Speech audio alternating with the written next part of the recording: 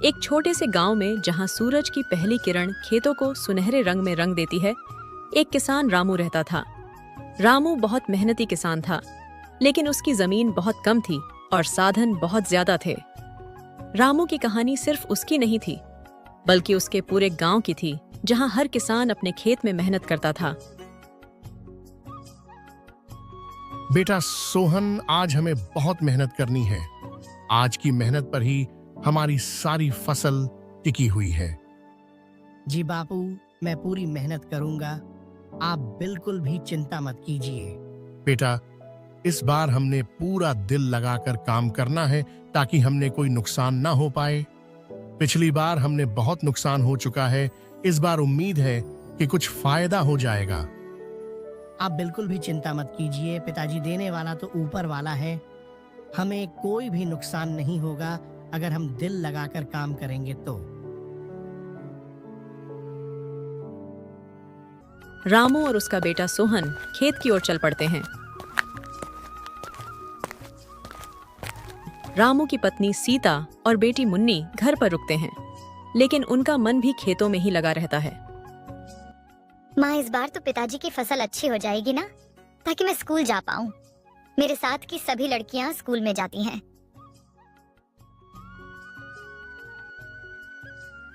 हन बेटी, अगर तेरे पिताजी की फसल इस बार अच्छी हुई तो तेरा दाखिला भी स्कूल में करा दूंगी।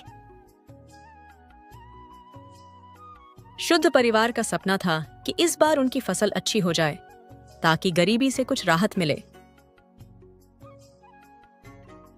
गांव का चौपाल, जहां कुछ और लोग बैठे होते हैं और बातें कर रहे होते हैं। अरे भाई, इस बार तो समय बहुत बुरा चल रहा है और गर्मी भी इतनी बढ़ रही है कि फसल रोपने का तो नाम ही नहीं ले रही है। सारी फसल खराब हो जाती है। अरे मुझे तो लगता है किसी ने हमारे गांव पर जादू टोना करा दिया है। मोहन हंसते हुए बोला। अरे क्या बात कर रहे हो भाई, इससे भी कुछ होता है क्या? वैसे भी आजकल कोई किसी को खुश नहीं देखना चाहता है, तो किसी ने दुश्मनी में करा दिया होगा जादू टोना।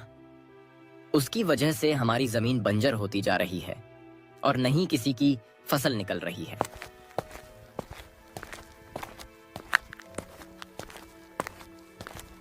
आज बहुत जल्दी आ गई। फसल की तैयारी कर रहे हो क्या?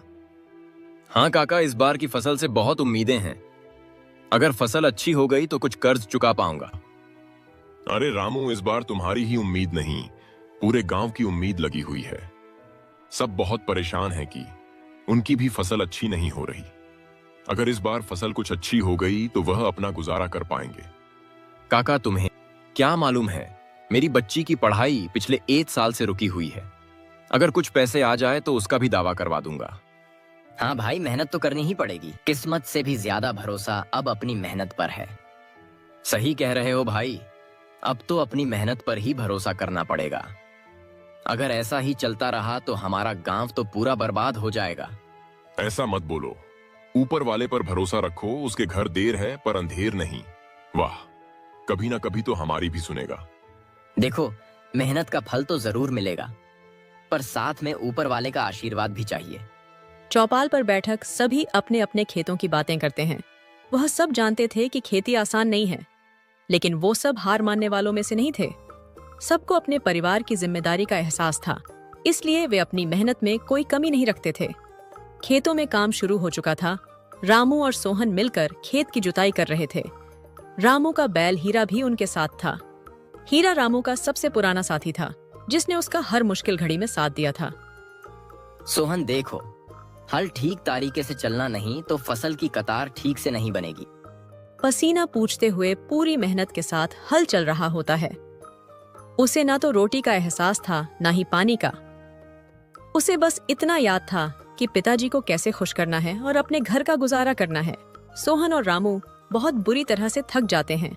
वह एक पेड़ के नीचे जाकर बैठ जाते हैं और आराम करने का सोचते हैं। रामू थोड़ा मुस्कुराते हुए बोला, हमारी मेहनत का फल मीठा होगा बेटा, थोड़ा धैर्य रखना। बापू, अगर इस बार की फसल अच्छी हो गई तो मैं स्कूल में नए कपड़े पहनकर जाऊंगा। यह बातें सुनकर रामू की आंखें खुशी से भर आती हैं और वह बोलता है, हाँ बेटा, जरूर। बापू, हम मुन्नी का भी दाखिला करा देंगे स्कूल में, फिर वह भी अच्छे अच्छे कपड़े पहनकर जाएगी। हाँ बेटा, सब कुछ अब इस बार की फसल से ही हो पाएगा। अगर इस बार फसल अच्छी हुई और ऊपर वाले ने साथ दिया तो सारी मुसीबतें दूर हो जाएंगी। बापू, ये ऊपर वाला हमें ऐसी किस्मत क्यों देता है? अगर हम भी अच्छी किस्मत देते हैं तो हम भी जमींदार साहब की तरह अच्छे अच्छे कपड़े रोज पहन पाते। अरे बेटा, अगर ऊपर वाला सबको दे देता तो ये खेती कौन करता? सभी बैठकर खाते। इसलिए ऊपर वाले ने सबको अलग अलग बनाया है और सबको अपने हिसाब से पैसा दिया है। लेकिन वह जब किसी को पैसा देता है तो बहुत ही देता है। ऊपर वाले के घर देर है, अंधेर नहीं। इस तरह रामू और सोहन दिन भर खेतों में काम कर रहे थे। रामू की पत्नी सीता और बेटी मुन्नी भी खेतों में खाना लेकर आई। सभी मिलकर खाना खाते हैं और फिर से काम पर लग जाते हैं। मेहनत की कोई कमी नहीं थी, बस उम्मीद थी कि इस बार मेहनत का फल अच्छा हो।